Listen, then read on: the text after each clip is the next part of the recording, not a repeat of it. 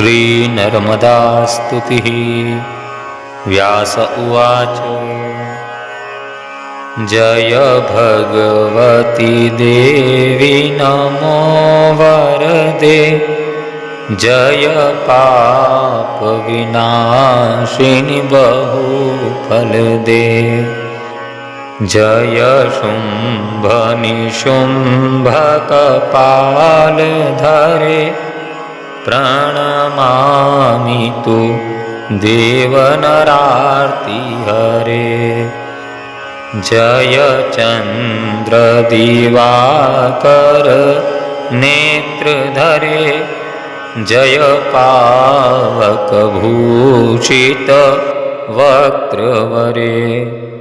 जय भैरव देह निलीन परे, जय अंधकरक्त विशोष करे। जय महिष विमर्दिनी शूल करे, जय लोक समस्तक पाप हरे। जय देवी पितामहरामनते, जय भास्कर शक्र शिरोवनते। जय षण्मुख सायुध ईशनुते, जय सागर गामिनी शंभुनुते।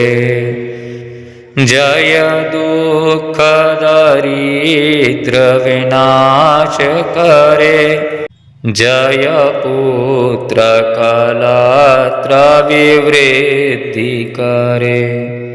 जय देवी समस्त शरीर धरे, जय नाक विदर्शिनी दुख हरे।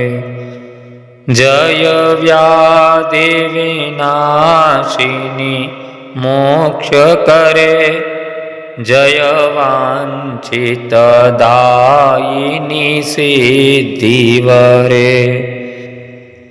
एतद्व्यास कृतं स्तोत्रं यः पठेत् शिवसन्निधौ, गृहे वा शुद्धभावेन कामक्रोधविवर्जितः, तस्य व्यासो भवेत् प्रीतः, प्रीतश्च वृषवाहनः।